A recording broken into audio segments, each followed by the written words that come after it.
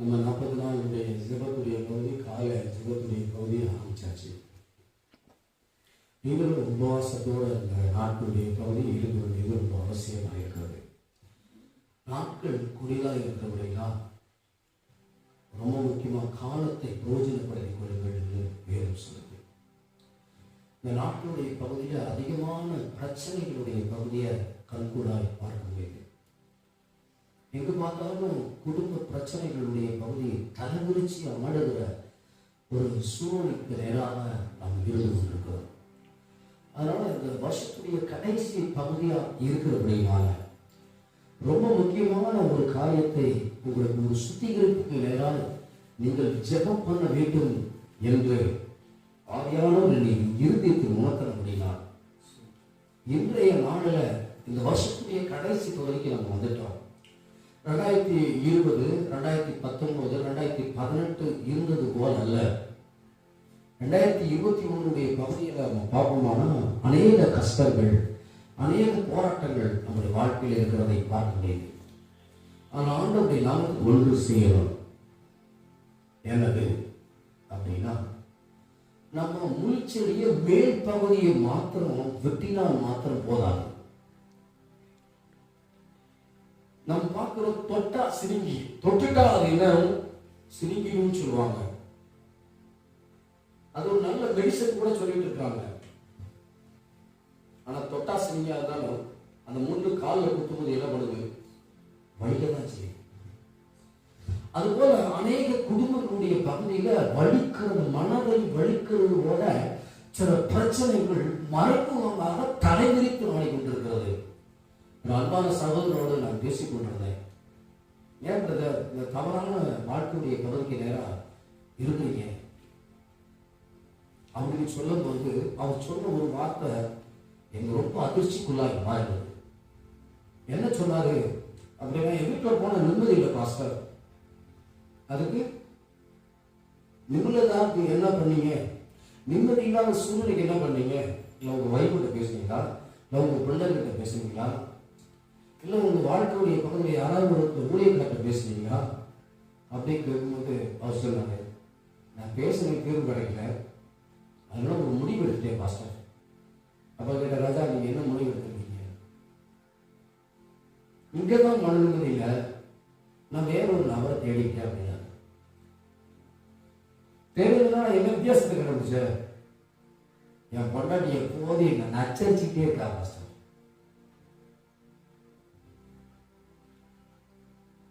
அதனால என்ன பண்ண, என் தனிப்பட்ட வாழ்க்கையுடைய பகுதி வேற ஒன்று தேடிட்டேன். அங்கே என்னத்தை கண்டுபிடிச்ச? இல்லை அங்கே போறேன்னா போற நேரத்தில் சரியான சாப்பாடு கிடைக்குது, போற நேரத்தில் அன்பான வார்த்தை கிடைக்குது. அதனால என் வாழ்க்கையில அது சரியா இருக்கு, பரவாயில்ல இருக்கிற வரைக்கும் ஓடட்டும் அப்படின்னு சொல்லி நான் செஞ்சுக்கிட்டு இருக்கிறேன் அப்படின்னு அவர் சொன்னார். இதுபோல பிரச்சனையுடைய குடும்பங்கள் ஏராளமாய் ஆவிக்குரிய வட்டாரத்தில் இருக்கிறதையும் நாம் பார்க்க முடியாது. அதனால இன்றைய நாளுடைய பகுதியை இந்த வருஷத்துடைய கடைசியில இந்த உபவாச நேரத்துல உங்களை சுத்திகரிப்புக்கு நேராய் கொண்டு வருவது ரொம்ப முக்கியம். நீங்க கணவனா இருக்கீங்க அப்படின்னா பெரிய பாக்கியம், நீங்க மனைவியா இருக்கீங்க பெரிய பாக்கியம், மகனா இருக்கீங்க பெரிய பாக்கியம்.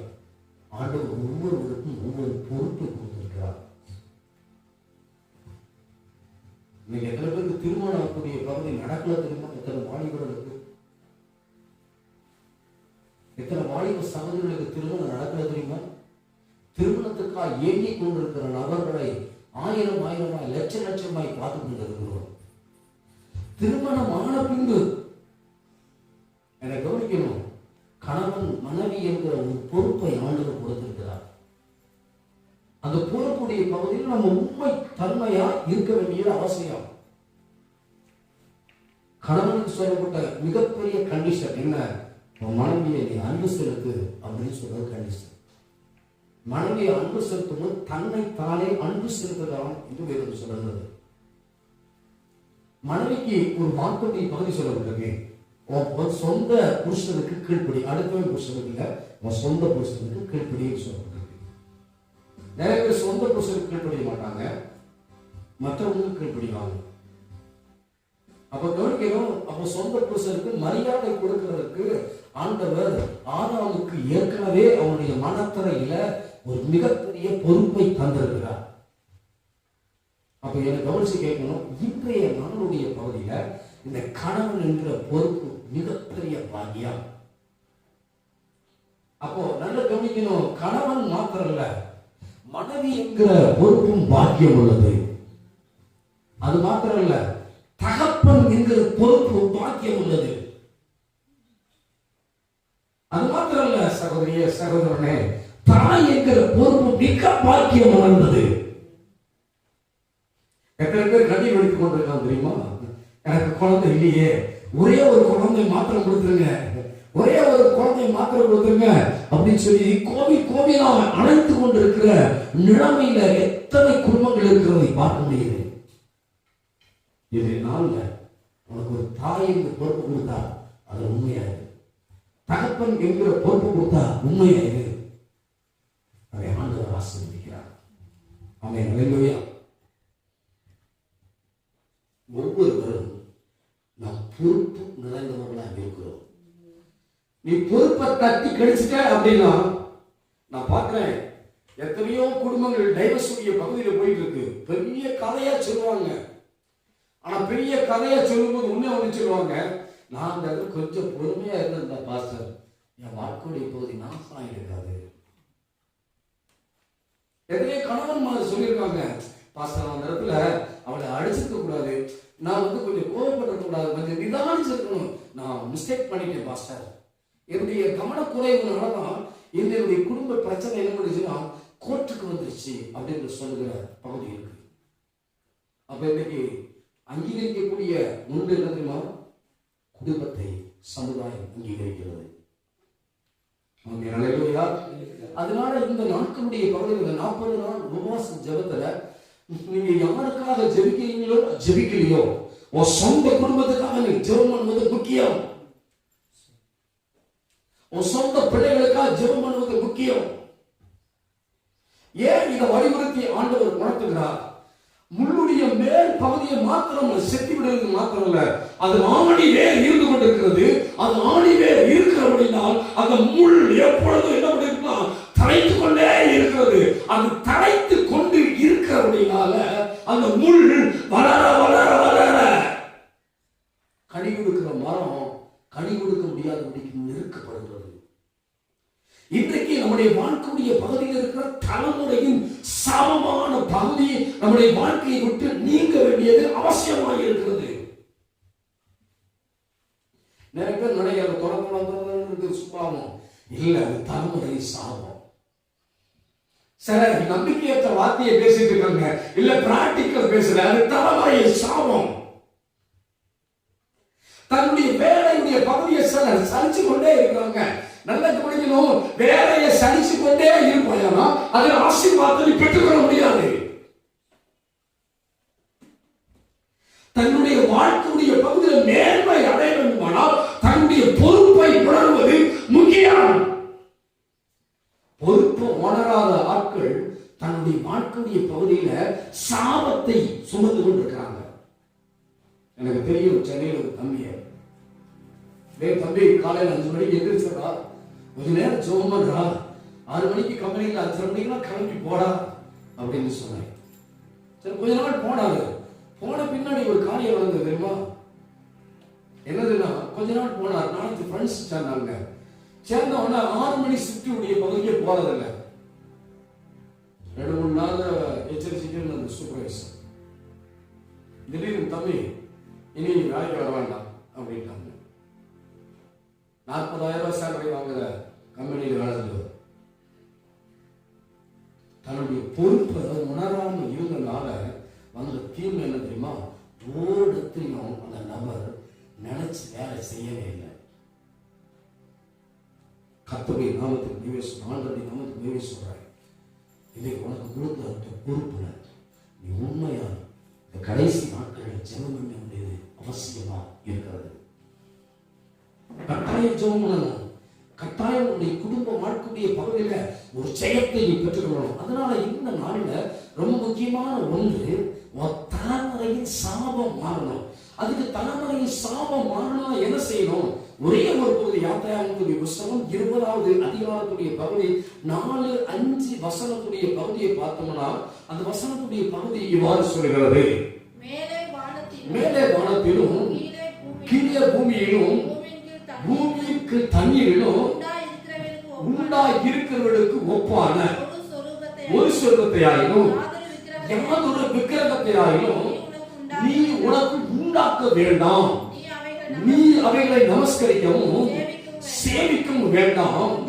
உன் தேவனாகிய கர்த்தர் இருக்கிற நான் எரிச்சல் உள்ள தேவனா இருந்து என்னை பகைக்கிறவர்களை குறித்து பிதாக்களுடைய அக்கிரமத்தை பிள்ளைகளிடத்தில் 3-4 தலைமுறை வரைக்கும் மட்டும் விசாரிக்கிறவரா இருக்கிறேன். இப்ப என்ன கவனிக்கணும், ஆண்டவருடைய நாமத்துக்கு மகிமையா இந்த நாளுடைய பகுதியில் மிக முக்கியமான ஒன்றை இன்னைக்கு நான் சொல்லுகிறேன். மேலே வானத்திலும் கீழே பூமியிலும் பூமிக்கு தண்ணீரிலும் உண்டாயிருக்கிறது யாதொரு விக்கிரகத்தையும் நீ உனக்கு உண்டாக்க வேண்டாம், அவைகளை நமஸ்கரிக்க வேண்டாம், அவைகளை சேவிக்க வேண்டாம் என்று வேதம் சொல்கிறது.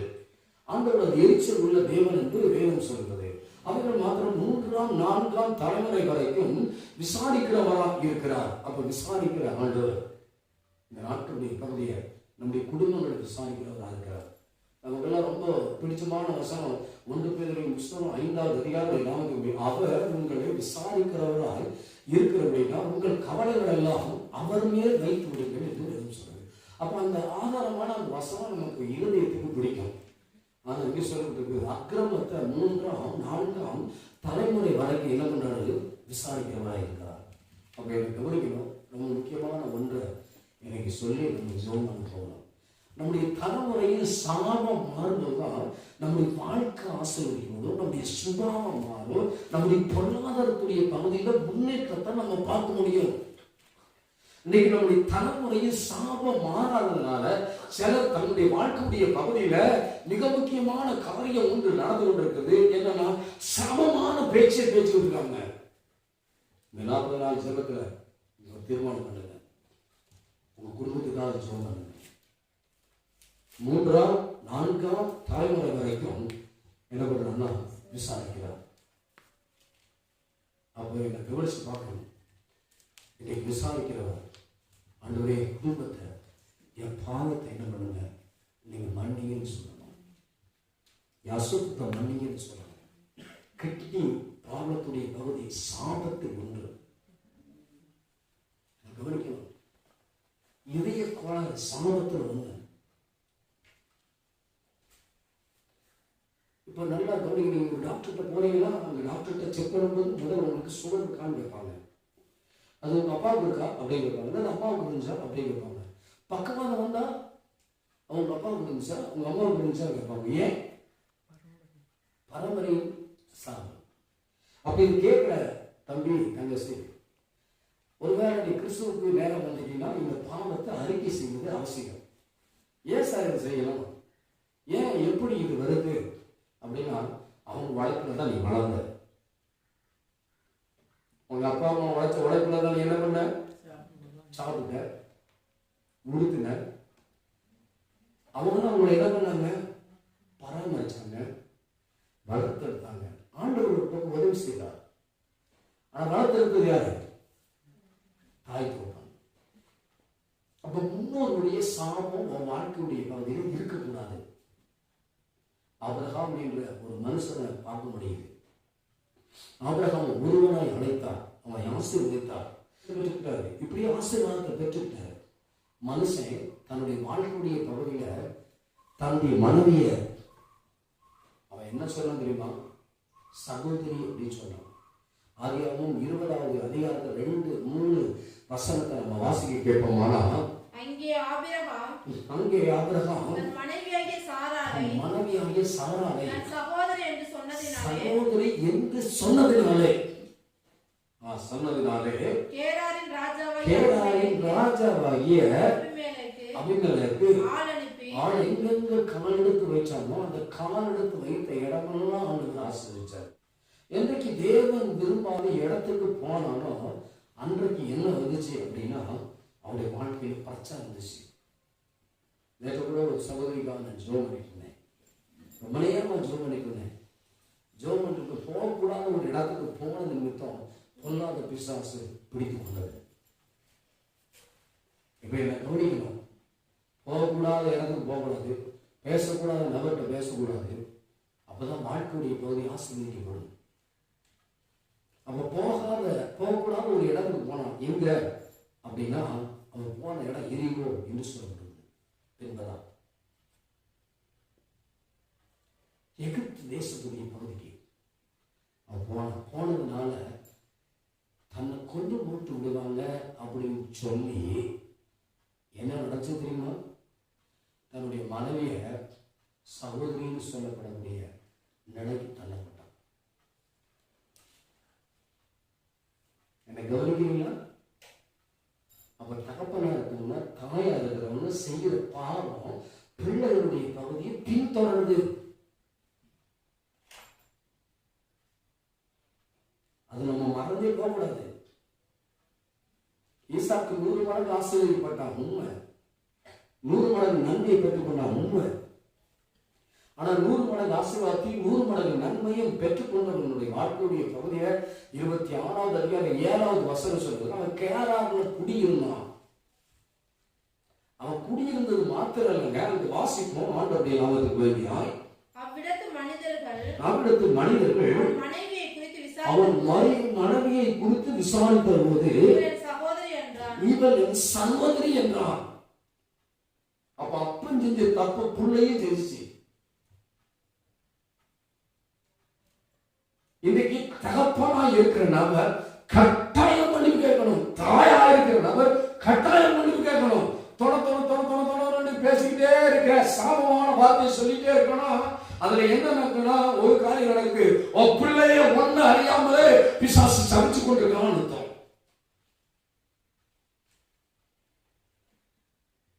இல்ல உன் வாழ்க்கையுடைய பகுதியை நீ செஞ்ச தவிர என்னன்னா பிள்ளையுடைய வாழ்க்கை பாதிக்கப்படுது. பொறுப்பை உணராத லோத்து என்ன பண்ணான் தெரியுமா? அந்த இடத்துடைய பகுதிக்கு போனது மாத்திரம் இல்ல, குடியிருந்தது மாத்திரம் இல்ல, அவனுடைய வாழ்க்கையுடைய பகுதியில பெரிய பிரச்சனை வரும்போது அவன் சொன்னா ஒரு முக்கியமான காரியம், பொறுப்பை உணராத லோத்து.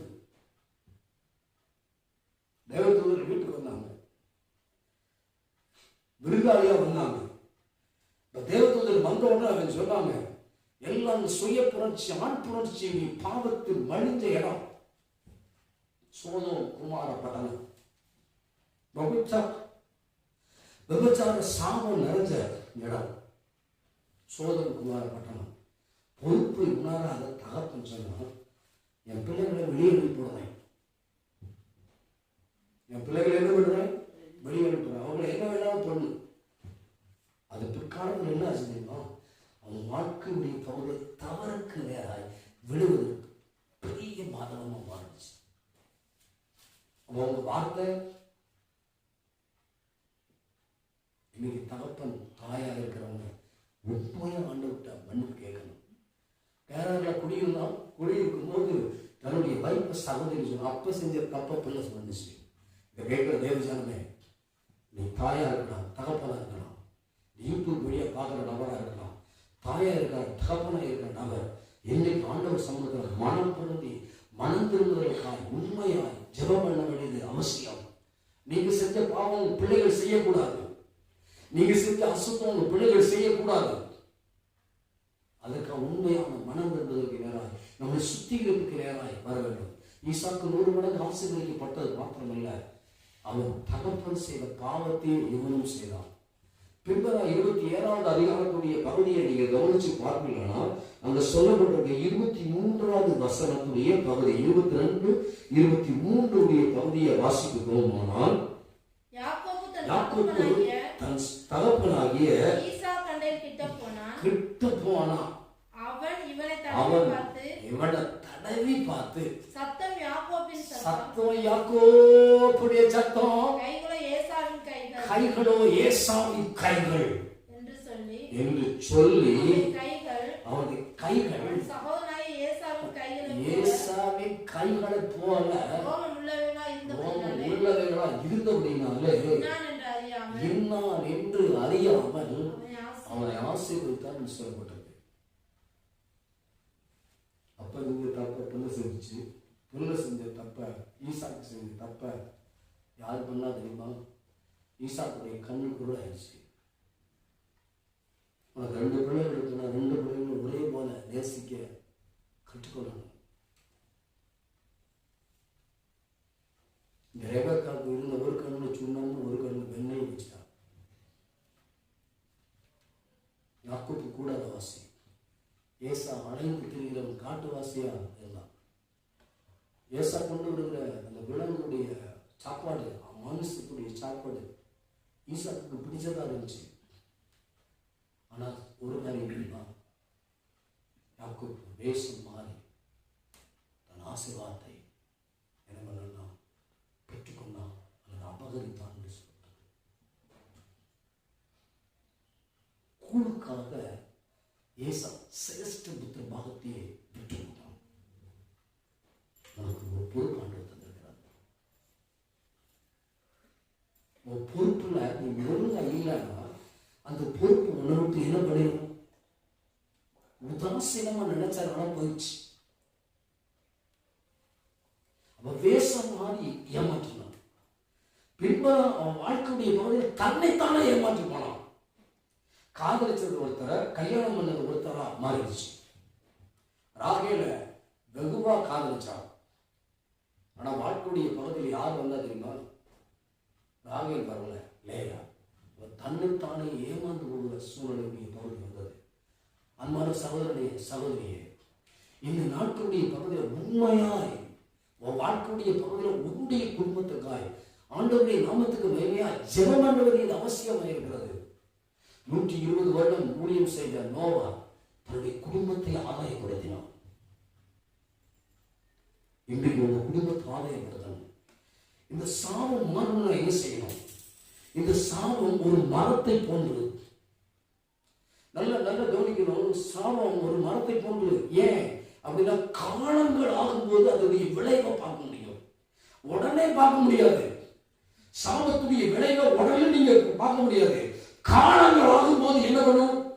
அது கனி தெரிகிறது போல கொஞ்சம் கொஞ்சமா வெளிப்படும். இன்றைக்கு உங்க வாழ்க்கையுடைய பகுதியை பரிசோதிக்க வேண்டியது அவசியம். இந்த வருஷத்துடைய கடைசி பகுதிக்கு வந்துட்டோம். நம்ம பரிசோதித்து நம்ம விடுதலை அடைய, ஆண்டவருடைய நாமத்தை சுத்திகரிக்க நம்ம வருவோமானா 2022 நமக்கு ஆசீர்வாதமாய் மாறப்போகிறது. பாதாளத்தின் வாசல் மேற்கொள்ளாது உங்களை பூர்வமாய் சுத்திகரிக்கிற தேவனுடைய வல்லமை வெளிப்பட்டுக் கொண்டிருக்கிறது. பாத்திரத்தின் உள்பகுதி மாத்திரமல்ல, பாத்திரத்துடைய வெளிப்பகுதி உள்பகுதி ஆண்டவர் கனத்துக்குரிய மாற்றுவதற்காக சுத்திகரிக்க விரும்புகிறார். நீங்க அத்தி மரத்தை பார்த்தீங்கன்னா தெரியும். அத்தி மரத்துடைய பகுதிகள் அதிகமா இல்லை. ஆனா அத்தி மரம் ஒரு பழம் மட்டும் விழுந்து வந்துருச்சு அப்படின்னா அந்த அத்தி மரத்துடைய பகுதி சீக்கிரமா என்ன பண்ணாதுன்னா அதனுடைய வேர் பட்டு போகாது. இன்றைக்கு மறைவாய் இருக்கிற பிரச்சனை உன் வாழ்க்கையில மாறணும். உனக்குள்ள இருக்கிற ஆண்டவர் கொடுத்த வெளிச்சத்தை, அந்த விளக்க மறைவிடத்துல போயிடக்கூடாது. மறைவிடத்துல போயிடுச்சுன்னா பிசாசு உனக்கு மறைமுகமாய் யுத்தம் பண்ணுகிறான். பொல்லாத ஆவி மறைமுகமா யுத்தம் பண்ணுகிறான். உன் வெளிச்சம் கட்டிலுக்கு அடியில் போயிடக்கூடாது. தூக்க மயக்கத்துல போயிடக்கூடாது. சோம்பேறித்தனத்துல போயிடக்கூடாது. உனக்குள் ஆண்டவர் கொடுத்திருக்க பரிசுத்த ஆவியானவராகிய தீபம் எப்பொழுதும் எரிந்து கொண்டே இருக்க வேண்டும். மனைவியில் இருக்கிற பட்டணம் மறைந்து போவாது. அப்ப சாபம் மாறணும். என்ன பண்ணணும்? ஒன்று, நம்ம அறிக்கை செய்யணும். என்ன சொல்லி அறிக்கை செய்யணும்? எரேமியாவின் புத்தகத்துடைய பகுதியை பார்ப்போமான 32வது அதிகாரம் 18வது வசனத்துடைய பகுதி இவ்வாறு சொல்கிறது. எரேமியா தீர்க்கதரிசன புத்தகம் 32:18 நம்ம பார்ப்போமானா, 1000 தலைமுறைக்கு கிருபை செய்கிறவரும் பிதாக்களுடைய அக்கிரமத்தை அவர் பின்னடியார் பிள்ளைகளின் மடியிலே சரி கட்டுகிறோம். அவ பின்னடியார் பிள்ளைகள் மடியில வராம இருக்கணும்னா ஆண்டவருடைய நாமத்துக்கு என்று சொல்ற அறிக்கை செய்து ஜெபம் பண்ண வேண்டியது அவசியம். அவசியம். அவசியம். ஒரு சகோதரிகளாக நான் ஆண்டவர் சமூகத்தில் பேச்சுமா ஜெபம் பண்ணிருந்தேன். அவங்க வாழ்க்கையுடைய பகுதி ஆசீர்வாதமா இருக்க வேண்டும் என்று சொல்லி ஜெபம் பண்ணிட்டு இருந்தேன். ஜெபம் பண்ணிட்டு இருக்கும்போது ஆண்டவர்கிட்ட திட்டமாய் காமித்த ஓரிணக்க சேர்க்கையுடைய பாவத்தினுடைய பகுதி அவங்க வாழ்க்கைக்குள்ள மறைமுகமா இருக்கிறதா ஆண்டவர் காமித்தார். சின்ன வயதுல அறியாத வயதுடைய பகுதியில இருக்கும்போது அந்த மறைமுக பாவம் அவங்க வாழ்க்கையுடைய பகுதியை பாழாக்கினது.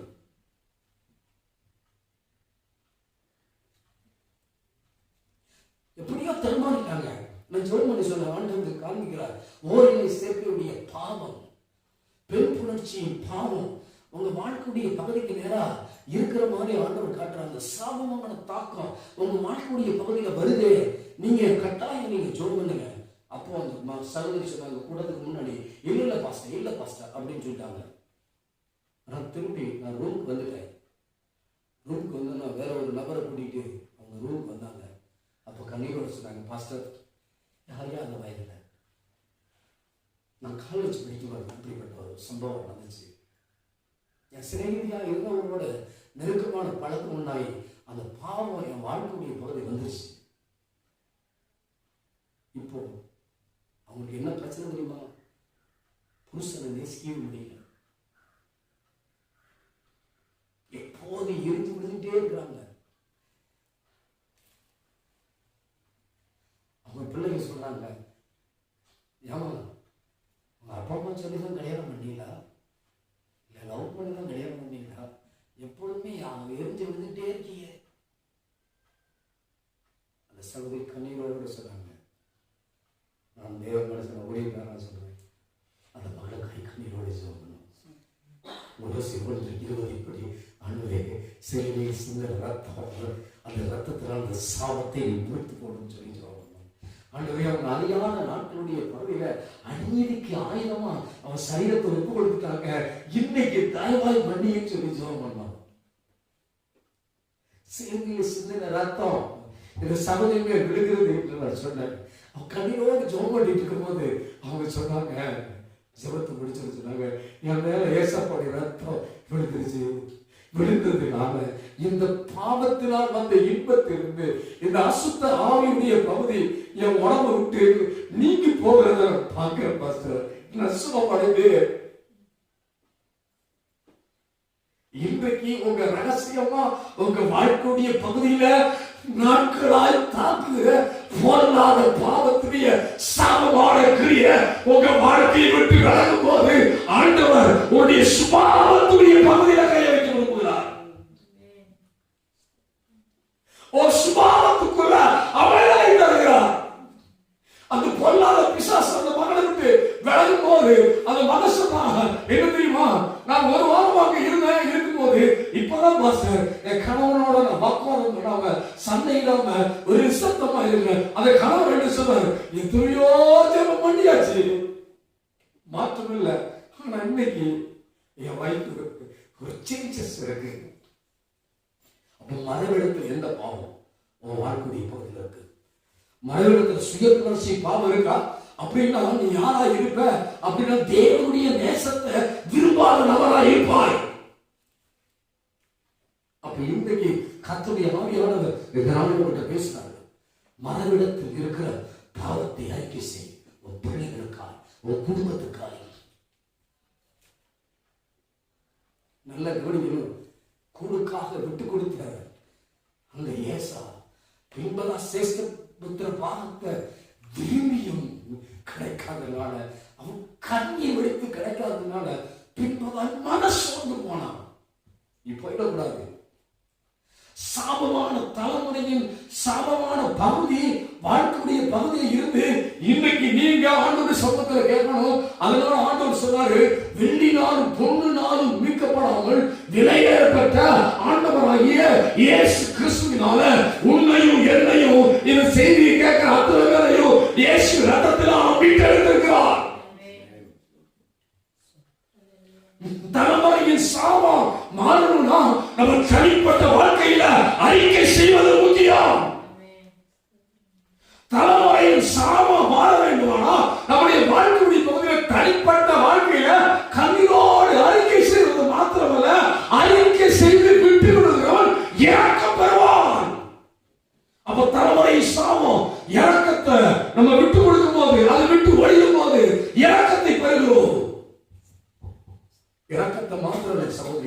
வேதத்தில் சொல்ற கலாத்தியர் 3வது அதிகாரம் 13வது வசனம் சொல்றது, சாபம் மாறுவதற்காக இயேசு சிலுவையில் தன்னுடைய ரத்தத்தை சிந்தினார், ஜீவனை கொடுத்தார்.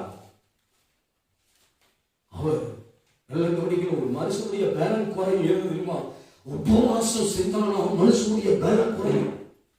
இயேசு உபவாசிக்கிறவராக இருந்தார். அவர் பலனை, மக்களுடைய பாவத்தை நீக்குவதற்காக என்ன பண்ணார்னா பலனை குறைச்சார். அது மாத்திரம் கெத்செமனே தோட்டத்துல கண்ணீரோடு ஜெபம் பண்ணினார். அவர் ரத்த வேர்வை வெளியே வந்தது. நல்ல கவனிக்கிற ஆண்டவருடைய நாமத்துக்கு வேண்டியா நல்ல கவனிக்க ஏவால எழுப்பிலிருந்து எடுக்கப்பட்டார். ஆண்டவராக இயேசு கிறிஸ்து 2ஆம் ஆண்டவராக ஆண்டவராக இயேசு கிறிஸ்து அந்த விழாவில் தொலைப்பதற்கு ஈட்டியால் போச்சவன் தொலைச்சான். இருதயம் குத்தப்பட்டது. சாபம் நீங்குவதற்கா இயேசு இருதயத்தை கழிச்சிட்டாரு. சாபம் நீங்குவதற்கு இயேசு முள்முடியையே ஏற்றுக்கிட்டாரு.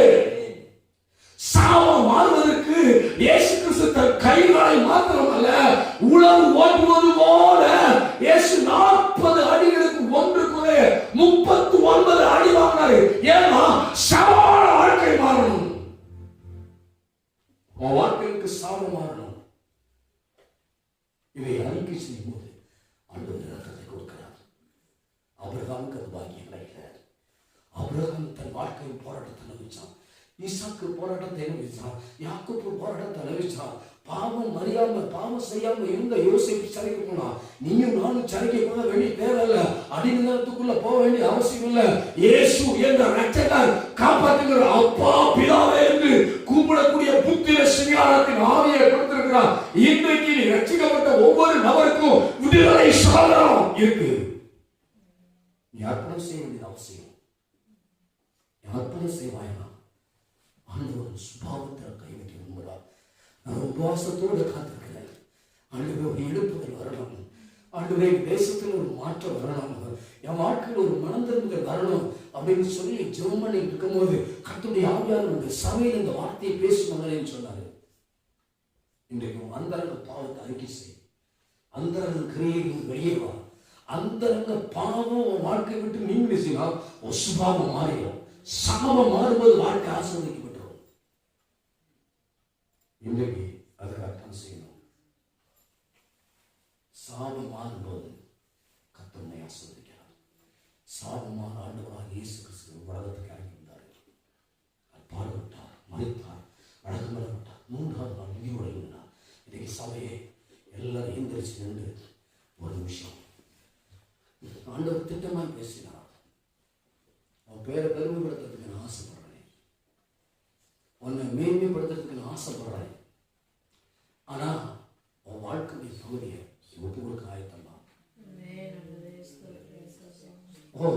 வெளிச்சம் எங்க மேல வைக்க தெரியுமா?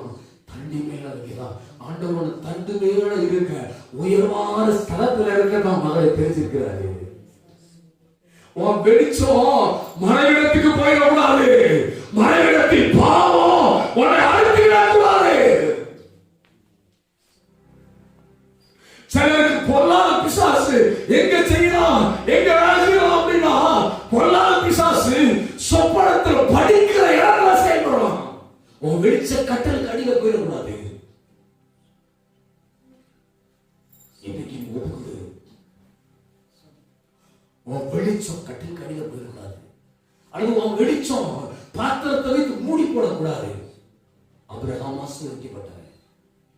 ஆசீர்வதிக்கப்பட்டவன் தேவன் எந்த இடத்துல கால் வைக்க சொன்னார். ஆண்டவர் எந்த இடத்துல கால் வச்சுக்கிறான் அது வச்ச இடம்னா அவன் ஆசீர்வதிக்கப்பட்டான். இன்னைக்கு ஒரு தலைமுறை ஆசீர்வதிக்கப்படுவதற்கு, இன்றைக்கு நீ ஆசீர்வதிக்கப்படுவதற்கு ஆண்டவரே என்னை ஆசீர்வதிக்கிறது மாத்திரமே என் தலைமுறையின் பாவத்தை மன்னி சபையை கேளு, சபையை கேளு. ஆண்டவர் திட்டமாய் பேசுகிறார். பரிசுத்த ஆவியுடைய சர்வ வல்லமையை நான் உணர்கிறேன். பரிசுத்த ஆவியுடைய சர்வ அக்னி இப்பொழுது வெளிப்பட்டு கொண்டிருப்பதை பார்க்கிறேன்.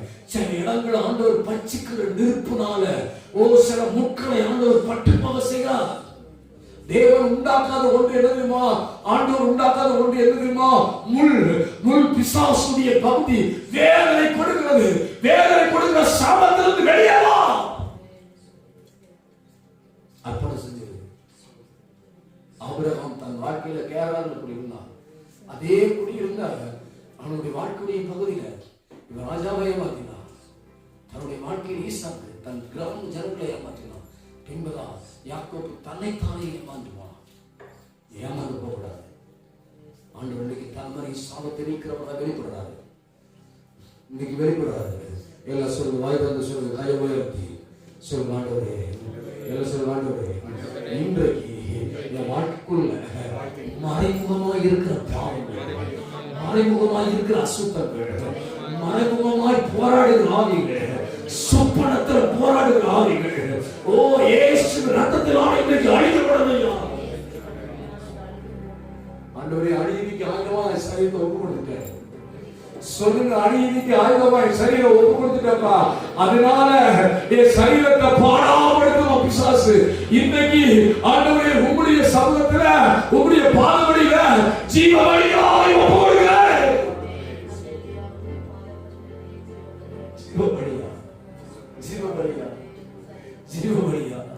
ஜீவபலிய சுவாசத்தை, ஜீவபலிய சுபாவத்தை அர்ப்பணம் செய்கிறேன். அதுவே பத்தி உள்ள ஆராதனை, விடுதலைக்கு அதுவே ஆதாரம். இன்றைக்கு என் மறைமுக பாவத்தை மன்னியும், அன்றைய பரம்பருடைய பாவத்தை மன்னியும், என் தாயுடைய பாவத்தை மன்னியும், என் தலைமுறை ஆட்களுடைய பாவத்தை மன்னியும். இயேசு ரத்தத்தினால கழுவும். கொலோசியர் 1 ஆண்டவர் 20 படி சிலுவையில் சிந்தின ரத்தத்தினால எல்லா சாபங்களும் மாறட்டும். இந்த ஆடியோவை வீடியோவை கேட்கிற ஒவ்வொருவருடைய வாழ்க்கையில் இருக்கிற சாபங்கள் மாறட்டும். வெளிநாள் பொருளினால் விற்கப்படாமல் இயேசு கிறிஸ்து ரத்தத்தினால் மீட்டுக் கொண்டீங்க. இப்பொழுது மீட்டுக் கொள்ளுங்கப்பா. எல்லா சாபத்திலிருந்து மீட்டுக் கொள்ளுங்க. மரணத்தில் துக்கப்பட்ட எவரும் சபிக்கப்பட்டவன் என்று எழுதியிருக்கிறபடி இயேசு சாபமானார். நியாயப்பிரமாணத்தை சாபத்துக்கு நம்மை நீங்களாக்கி மீட்டுக் கொண்டார் என்று சொன்னீங்க. எல்லா சாபத்திலிருந்து மீட்டுக் கொள்ளுகிறாங்க. எல்லா அசுத்தத்திலிருந்து மீட்டுக் கொள்ளுகிறாங்க. மீட்டுக் கொள்ளுங்க, விட்டு கொடுங்கப்பா, விட்டு கொடுங்கப்பா. சபையா மக்கள் ஆசைப்படுங்கப்பா. இருந்தவர்கள் இருந்த வண்ணமாக வேற புதிதான வல்லமையோடு, புதிய ஆசீர்வாதத்தோடு, புது பலத்தோடு, புது அக்னியோடு ஆண்டவருக்காய் எரிந்து பிரகாசிக்கிற வழக்காய் எலும்பு அடுக்கிறது பண்ணுங்கப்பா. சபை வாழ்த்தி ஆசீர்வதிக்கிறோம். இயேசுவின் நாமத்தில் ஜெபிக்கிறேன், ஜீவனுள்ள பிதாவே.